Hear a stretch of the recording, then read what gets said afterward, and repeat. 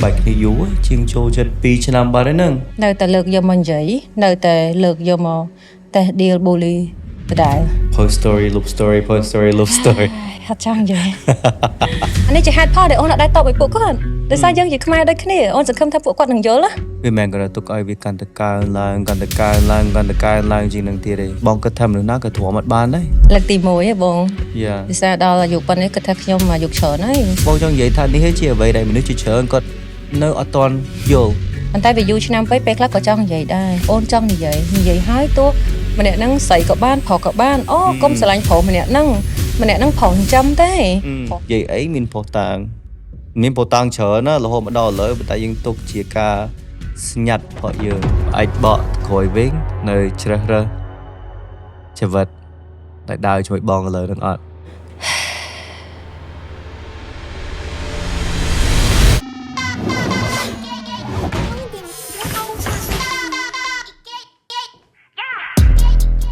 podcast ទី1របស់យើងជាមួយនឹងភ្ញៀវកិត្តិយស Yogurt Yeah, Yogurt How are you today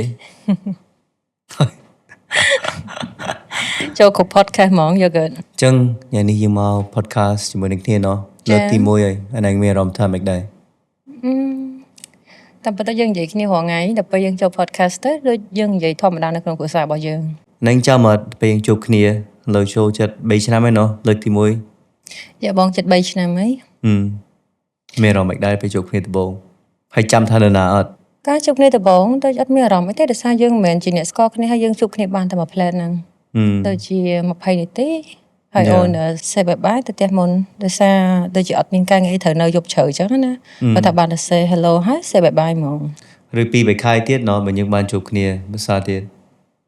ក៏អត់មានជា plan អីដែរយើងដូច accident អញ្ចឹងយើងជួបគ្នាដោយចៃដន្យចាហើយរហូតមកដល់ឥឡូវហ្នឹងខ្លាយចេញជាស្នេហាមួយណាទៅនឹកឃើញតាមពិតទៅមុនបងជួបម្នាក់ហ្នឹងបងបាច់គ្នាយូរជាងចូលចិត្ត2ឆ្នាំបាត់ហើយហ្នឹងចាហើយអ្វីដែលកើតឡើងទាំងអស់មកលឺឥឡូវដល់រឿងជន់ប្រពន្ធនេះស្អីប្រពន្ធនេះពិតជាមានការហួសចិត្តខ្លាំងណាស់ហួសចិត្តមែនតើបងហើយក៏គិតថាវាមិនដល់ថ្នាក់ហ្នឹងណាពីព្រោះដំបងឡើយអូនគិតថានៅស្រុកខ្មែរតែងតែមានរឿងអីថ្មីរហូតហើយបន្ទាប់មករឿងថ្មីហ្នឹងវាស្ងប់ទៅវិញចេញរឿងថ្មីមកមួយទៀតតែរឿងនេះវាថ្មីរហូតវាអត់ចប់សោះ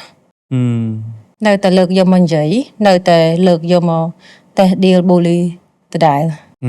ការឡើងចេញពីការ post story love story post story love story ហត់ចង់និយាយតាមពិតទៅរឿងហ្នឹងវាចូលជាង2ឆ្នាំហើយប៉ះពាល់ខ្ញុំសិតតែអត់ចេះរកស៊ីអត់ចេះធ្វើការអត់មានកណិតអត់ចេះប្រើខួរក្បាលខ្លួនឯងហ្នឹងហើយនិយាយទៅជាការ post story love story វាធ្វើឲ្យអ្វីទាំងអស់คล้ายជាងជាប៉ុណ្ណឹងជាការយល់ច្រឡំខ្លាំងមែនតើជាបោកច្បល់ខ្លាំងនិយាយទៅនេះជាលើកទី1ដែលយើងយកអ្វីទាំងអស់ហ្នឹងមក I guess បើកចេញពីចិត្តវាមិនមែនជាការនិយាយបកស្រាយឬអីចឹងទេប៉ុន្តែវាជាការពីចំណុចយើងពីខាងយើងយើងអត់មានចង់បកស្រាយបើយើងបកស្រាយតាំងពីដើមយើងអត់ចង់បកស្រាយទេតែមកដល់ពេលនេះហើយយើងគួរតែនិយាយចេញមកខ្លះរឿងហ្នឹងវាកើតឡើងដោយសារការ share ការទៅ set status ការ post story ហើយលុបវិញ post story ហើយលុបវិញវាធ្វើឲ្យរឿងហ្នឹងកាន់តែច្បោកច្បល់រឿងហ្នឹងកាន់តែអាក្រក់ប៉ុន្តែរហូតមកដល់ឥឡូវបងដឹងថាវាធ្វើឲ្យឯងជួបអ្វីដែលថ្មីអ្វីដែលមិនគួរឲ្យជួបសោះទទួលបានពាក្យជាការបរិហាគេជាការលៀបពណ៌ជាអ្វីទាំងអស់ហ្នឹងដែលមិនមែនជាការពិតចាបងហើយដូចណៃដឹងស្រាប់ហើយដល់ពេលយើងចាប់ផ្ដើមរៀបចំជាមួយនឹងមេធាវីយើងនៅក្នុងដំណាក់កាលទី1ដោយសារនៅសូវដំណាក់កាលទី3ទៀតណាពេលតទៅដល់ពេលហ្នឹងបងយល់ថាអ្វីដែលកើតឡើងហ្នឹងវាប៉ះពាល់ដល់ណៃមិនសារដូចបងប្រាប់ណៃអញ្ចឹង comment ឬក៏អ្វីទាំងអស់ហ្នឹងបងអត់ដែរខ្វល់ទេវាមិនមែនគាត់អត់ខ្វល់ទេក៏យើងអត់មើលដែរប៉ុន្តែដល់ពេលយើងចាប់ផ្ដើមជីកហើយមើលយើងនឹងថាវ៉ាវសង្គមឬក៏ការគិតម្នាក់វារៀងប្លែកអូអត់ជាខឹងបងទេដោយសារគិតថា ភាសាទី1របស់បងគឺអង់គ្លេសដោយសារបងកើតនៅអូស្ត្រាលីណាអញ្ចឹងជាទូទៅបងជាមនុស្សម្នាក់ដែលដើរទៅមុខរហូតមនុស្សដែល upgrade ខ្លួនឯងអត់ខ្វល់រឿងសាំញ៉ាំរឿងតូចតាចដែលជាការប៊ូលីការនិយាយពីសង្គមមួយទៅសង្គមមួយពាក្យចាមរាមបងជាមនុស្សប្រុសអញ្ចឹងក្នុងថ្ងៃមួយដែលអូនពិបាកខ្លាំងអូនក៏ប្រាប់បងអញ្ចឹងបងក៏ចាប់ផ្ដើម translate ខ្មែរហ្នឹងមើលអញ្ចឹងបងបានឃើញរឿងទាំងអស់ហ្នឹងក៏អូនយល់ថាអូតាមពិតរហូតដងក៏ដែរ translate មើលផងចឹងបានអូនលើពាក្យដែលបងនិយាយថាបងពិតជាអត់ដែលដឹងថារឿងទាំងអស់ហ្នឹងវាអាក្រក់ដល់ថ្នាក់ហ្នឹងសោះពាក្យសម្ដីមួយម៉ាត់ដោយកបិតអញ្ចឹងបងអត់ដឹងថាអាក្រក់ដល់ថ្នាក់ហ្នឹងទេបងទើបតែដឹងថ្ងៃហ្នឹងចឹងអូនមានអារម្មណ៍ថាយេក៏អត់គួរឲ្យខឹងគាត់ដែរប៉ុណ្ណឹងប៉ុន្តែបើយើងនិយាយទៅយើងទុកអ្វីទាំងអស់ហ្នឹងឲ្យកើនឡើងយូរពេកណោះក្នុងពេលវេលាយូរខ្លាំងមែនតើហ្មងដែលការគិតផបងដំបូងហ្នឹងវាជាការនៅស្ងៀមនៅស្ងាត់យើងអត់ខ្វល់ពីអ្វីដែលមិនជាការពិតប៉ុន្តែបើនិយាយទៅមនុស្សទាំងអស់ក៏មានដែនកំណត់ដែរវាមិនមែនគ្រាន់តែទុកឲ្យវាកាន់តែកើនឡើងកាន់តែកើនឡើងកាន់តែកើនឡើងជាងនឹងទៀតទេបងគិតថាមនុស្សណាក៏ទ្រាំអត់បានដែរចាបងណោះវាដូចជ្រុលពេកដែរអ្វីដែលយើងស្ងៀមស្ងាត់ព្រោះយើងគិតថាការដែលស្ងៀមស្ងាត់ហ្នឹងតិចទៀតទៅរឿងហ្នឹងវាស្ងាត់ទៅវិញហើយបាទចាតែវាអត់ស្ងាត់ទៅវិញទេវាមាននៅបន្តមកទៀតមានរឿងថ្មីមករហូតហ្មងតែអ្វីទាំងអស់នឹងនៅក្នុងរយៈពេលជាយូរឆ្នាំហើយធ្វើឲ្យអនឡាញកើតអ្វីដែលថ្មីជា depression ណោះលើកទី1ហ៎បងយ៉ាពិសេសដល់អាយុប៉ុណ្ណេះគិតថាខ្ញុំអាយុច្រើនហើយអញ្ចឹងអត់ដែលទទួលអារម្មណ៍ហ្នឹងគិតថាអញ្ចឹងប្រហែលឆ្នាំពីមុនមកយើងគ្រាន់តែ stress ជាមួយនឹងការងាររបស់យើងអត់ដែលបានដល់ថ្នាក់ខ្លាចជាជំងឺ depression ឥឡូវច្បាស់ថាជំងឺ depression ហ្នឹងគឺជាជំងឺអីច្បាស់ហ្មងចឹងម្នាក់ដែលគាត់និយាយដែលអត់យកការគិតឬក៏គាត់ទៅយកពាក្យបន្តពាក្យចចាមរាមដែលមិនត្រឹមត្រូវមិនជាការពិតឬក៏គាត់លឺតដូចនិយាយមុននឹងចឹងគាត់ឃើញគាត់ជឿបងដោយសារការ share ការ add story អីទាំងអស់ហ្នឹងមានមនុស្សច្រើនរាប់លានអ្នកដែលគាត់ចូលមើលអញ្ចឹងក៏គាត់និយាយតគ្នាទៅគាត់គិតថាអញ្ចឹងមែនតាអញ្ចេះមែនតាតែតាមពិតមិនមែនជារឿងពិតទេបើយើងអាចបកពីអាហ្នឹងទៅការ social media អ្វីដែលយើងឃើញ online ណោះវាក៏ជាចំណុចទូចមួយដែលមនុស្សអាចនឹងបង្ហាញមនុស្សបង្កើតឬក៏បង្កើតវាមិនមែនជាការពិតទេអានេះជាអ្វីធំមិនមែនគ្រាន់តែនៅខ្មែរយើងទេប៉ុន្តែជា international ជុំវិញពិភពលោកហ្មងវាយើងចេញមហោគនេះយើងចេញវីដេអូនេះយើងអាចចេញទាំងអស់នេះប៉ុន្តែគ្រាន់តែជាអ្វីដែលយើងបង្ហាញទេវាមិនមែនជាការពិតទេបងចង់និយាយថានេះជាអ្វីដែលមនុស្សជាច្រើនគាត់នៅអត់ទាន់យល់អត់ទាន់ឃើញអូនអត់សប្បាយចិត្តរឿងមួយដោយសារទីទៅបើអូនឃើញរឿងល្អអត់សូវនាំគ្នា share ចែកម្លែកតែដល់ទៅពេលរឿងដែលគេបង្កើតឡើងមកគេនិយាយពាក្យមិនល្អទៅជាចែករំលែកទៅជាទលំទលាទៅជាកាន់តែធំទៅអានេះអូននិយាយដោយសារអូនជាជនជាតិខ្មែរដូចគ្នាអានេះជាហេតុផលដែលអូនអត់ដែរតបឲ្យពួកគាត់ដោយសារយើងជាខ្មែរដូចគ្នាអូនសង្ឃឹមថាពួកគាត់នឹងយល់ណាប៉ុន្តែមកទល់ថ្ងៃនេះក៏នៅតែមនុស្សមួយចំនួនគាត់អត់យល់ប៉ុន្តែដូចតបងប្រាប់អូនឯងតាំងពីដើមមកចឹងមានមនុស្សជាច្រើនដែលពេលការកាត់បកគាត់ជាអ្វីមួយហើយសំបីតវាមិនត្រឹមត្រូវឬក៏យើងបកស្រាយអីប៉ុណ្ណាក៏នៅតែកាត់ប៉ុណ្្នឹងដែរអញ្ចឹងវាដូចយើងឆ្លោះជាមួយនឹងខ្យល់ឬក៏យើងទៅបកស្រាយជាមួយនឹងខ្យល់នោះអត់ដឹងថាទៅពេលខ្មែរនិយាយមកអញ្ចឹងវាត្រូវអត់ទេប៉ុន្តែវាអត់មានប្រយោជន៍ដឹងថាអត់មានប្រយោជន៍តែអូនទ្រាំមកដល់ថ្ងៃនេះអូនដឹងថាការបកស្រាយទៅអត់មានប្រយោជន៍ទេប៉ុន្តែវាយូរឆ្នាំពេកពេលខ្លះក៏ចង់និយាយដែរអូនចង់និយាយហើយទោះជឿមិនជឿក៏តែប៉ុណ្្នឹងដែរតែខ្ញុំបាននិយាយបង្ហាញពីខ្លួនខ្ញុំហើយថាខ្ញុំអត់បានខុសអីទេរឿងទាំងអស់ឡើងហ្នឹងគឺផ្ដើមឡើងដោយសារការ share ការទៅ say status ការ add story ហើយលុប add story ហើយលុបហ្នឹង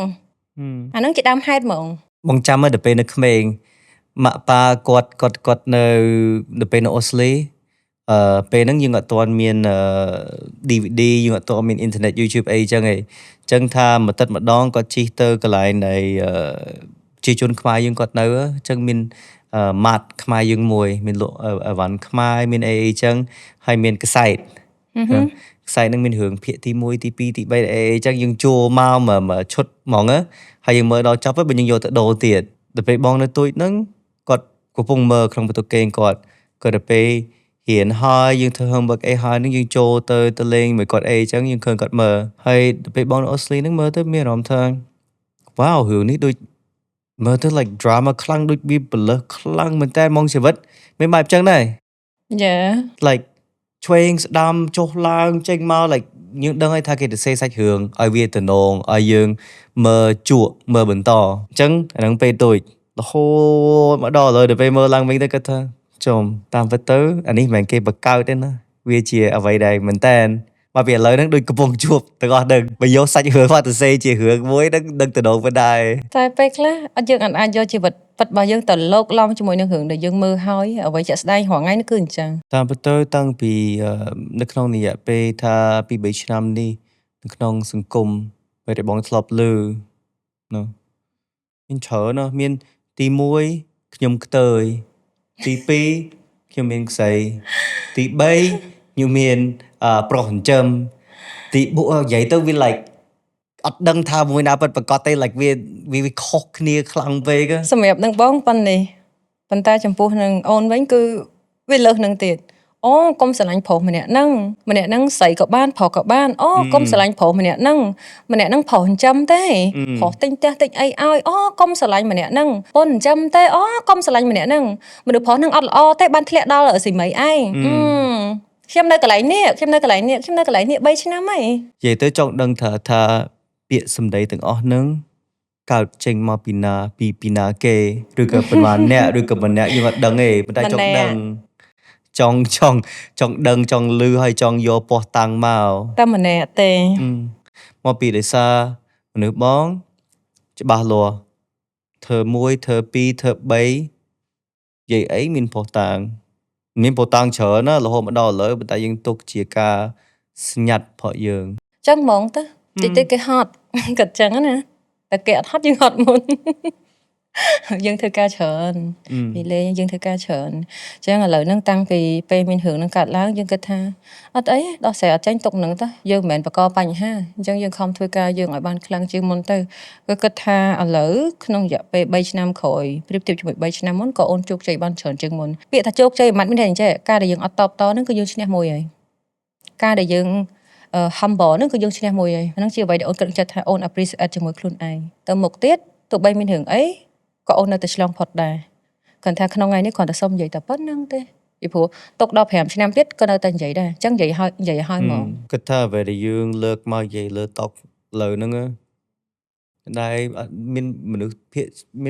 តិចមែនតើដែលគាត់ដឹងឬក៏គាត់បានឮណោះអ្នកខ្លះបើគាត់តាំងចិត្តថាគាត់អត់សុបាយចិត្តមួយយើងក៏អត់ចូលចិត្តយើងហើយទោះគាត់ឃើញយើងបកស្រាយយើងគាត់ប្រកាសមែនយើងល្អមែនក៏ចិត្តគាត់នៅតែប៉ុណ្្នឹងដែរចឹងនេះគាត់ថាយើងអាចថាយើងនិយាយបានធូរចិត្តតែប៉ុណ្្នឹងសម្រាប់នឹងអូននេះណាអូនឆ្លងផុតមកហើយបាទបើក្នុងរយៈពេលប្រហែលជា4ខែមុនអានឹងអូនដូរថ្នាំថ្មីហ្នឹងអូនបានផុសដែរអូនថាខ្ញុំឆ្លងចូលដំណាក់កាល depression មួយដែលត្រូវការទទួលថ្នាំថែមប៉ុន្តែវាមិនមែនជារឿងដែលយើងផុសឲ្យគេអាណិតអាសូរយើងទេតែចិត្តរបស់អូនមួយគឺអូននិយាយ A អូនធ្វើ A និយាយ B អូនធ្វើ B អ្វីដែលអូនបង្ហាញនៅក្នុង social media គឺជាជីវិតពិតរបស់អូនមិន fake មិនខ្លែងខ្លាយអញ្ចឹងបើឃើញថា yeah អត់ខ្វល់គឺអត់ខ្វល់មែនបើឃើញថាអូខេdepression គឺ depression មែនមួយរយៈមុនហេតុអីបានអូនកើតជំងឺ depression ពីព្រោះជាទូទៅអូនគឺជាមនុស្សម្នាក់ដែល introvert ទៅក្រៅភាគច្រើនអូនពាក់វ៉ែនតាខ្មៅឬពាក់មួកប៉ុន្តែនៅក្នុងពេលក្រោយដែលមានបញ្ហានឹងកើតឡើងអូនចេញទៅក្រៅគេមើលអូនពីលើដល់ក្រោមគេហៅ zoom in zoom out អញ្ចឹងវាធ្វើឲ្យយើងចាប់ផ្ដើមភ័យចាប់ផ្ដើមមានអារម្មណ៍ថាខ្លាចសង្គមខាងក្រៅជំងឺនឹងក៏ចាប់ផ្ដើមកើតឡើងហ្មងអាហ្នឹងចាអញ្ចឹងក៏សង្ឃឹមថាពេលអូនទៅក្រៅពេលក្រោយអូនអត់ចង់ឲ្យអ្នកទាំងអស់គ្នាគាត់មើលអូននៅក្នុងខ្សែភ្នែកបែបហ្នឹងទេអូនភ័យអូនខ្លាចយើងពីរនាក់មានការស្តៀងគ្នាច្រើនណាស់ចាអញ្ចឹងការទៅក្រៅអីក៏ទៅការអ៊ូអបើថាទៅញ៉ាំអីចូលចិត្តញ៉ាំកន្លែងណាទៅកន្លែងហ្នឹងទៅពីរនាក់ស្ងប់ស្ងាត់ស្ងាត់បើថានៅ party ទៀតបើតែ party ហ្នឹងមានតែពីរនាក់ដដែលហ្នឹងណោះហើយមនុស្សច្រើនវាជាមិនតែវាមិនមែនជាការខ្លាចទេបើនិយាយតាមត្រង់ទៅវាជាការ happy ឬក៏ fulfilled នៅក្នុងការមានតែពីរនាក់មកពីអត់ធ្វើការមានអ្វីផ្សេងទៀតមកធ្វើឲ្យ តតែមានមនុស្សច្រើនតតែទៅនេះទៅនោះទៅស្អីបិណ្ឌសបាយរាល់ថ្ងៃហ្នឹងវាជាការអូខេគោលដៅជាអ្វីណោះគោលដៅនៅក្នុងការគ្រួសារ2នាក់គោលដៅនៅក្នុងការ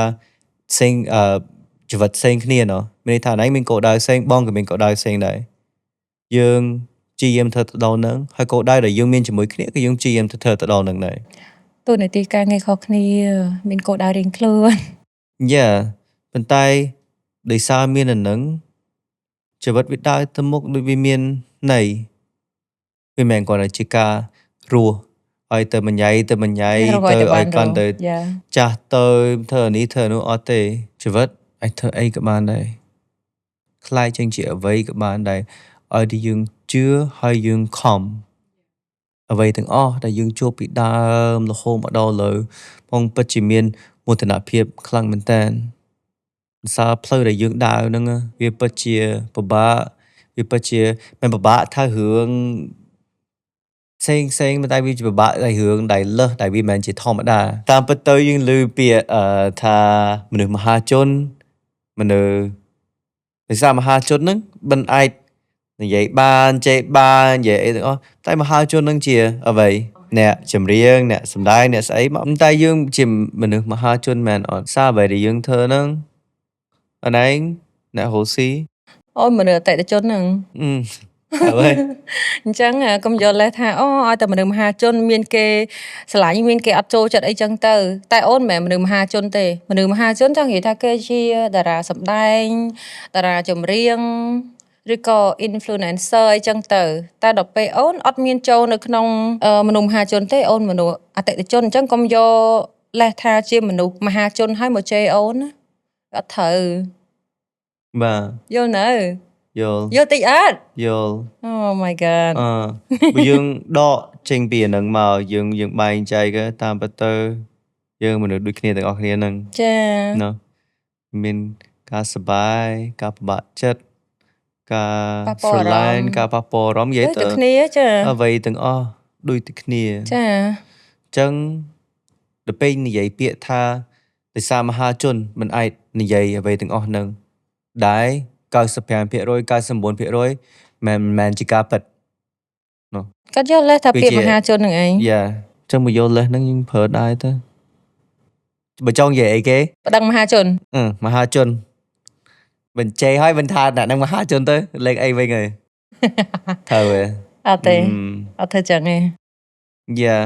រញ៉ៃហ្នឹងគេឃើញតែយើងលើ social media ទេ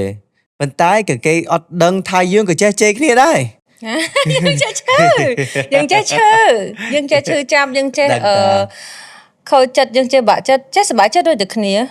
មនុស្សមហាជនឬក៏មនុស្សអតិថិជនចេះឈឺដូចតែគ្នាទេបិទកាមេរ៉ាទៅចេះឈឺចាប់ចេះសប្បាយចិត្តដូចគ្នាតែបើមហាជនអាចជេរបានណោះដោយសារមហាជនចឹងមហាជននឹងជាអ្វីមហាជនហ្នឹងមហាជនអ្នកសម្ដែងអ្នកចម្រៀងអ្នកអីគេអត់ដឹងទេអាហ្នឹងថាមនុស្សមហាជនអ្នកសម្ដែងតារាអញ្ចឹងទៅតែយើងដូចជាអត់ទេបងដូចអត់ចូលក្នុងចំណុចហ្នឹងណាហើយបង post ទៅ video ដោយសារចង់បង្ហាញម្ហូបទៅក្រៅហ្នឹងតែវាមិនមែនជាការរស់នៅមិនមែនជាការរស់ស៊ីរបស់បងហ្នឹងអញ្ចឹងគេយកលេសពាក្យថាមហាជនយកមកជេរយើងនឹងឯងលក្ខណៈថាអត់ខុសអីតែបខំឲ្យខុសហ្មងនិយាយទៅរាល់ថ្ងៃហ្នឹងមានអារម្មណ៍អញ្ចឹងអត់អីយើងបាននិយាយឲ្យមុននឹងប៉ុន្តែបកមកវិញមកបងពិតជាមានមោទនភាពមែនតើដោយសារដើរឆ្លងកាត់មិនថាវាឆ្លងកាត់ផុតទេដែលដើរឆ្លងកាត់មកដល់ថ្ងៃនេះដំណើរដែលយើងដើរចំណាយជីវិតដែលយើងដើរមកពីនេះក៏មានពេលវេលាដែលយើងគិតថាពិបាកហើយយើងគួរឲ្យចែកផ្លូវគ្នាដើរចាធ្លាប់មានច្រើនដងដែរប៉ុន្តែរឿងទាំងអស់បើជាក់ស្ដែងទៅមិនមែនជាកំហុសបងក៏មិនមែនជាកំហុសខ្ញុំហ៊ាននិយាយចឹងបាទមានតែរឿងពីខាងក្រៅមកអញ្ចឹងយើងគិតថាយើងស្រឡាញ់គ្នាតើយើងមានគោលដៅជីវិតដូចគ្នាយើងប្រកែដូចគ្នាយើងអាចទៅមុខបានប៉ុន្តែយើងត្រូវតែកាត់បញ្ហា1 2 3 4 5នឹងចេញសិន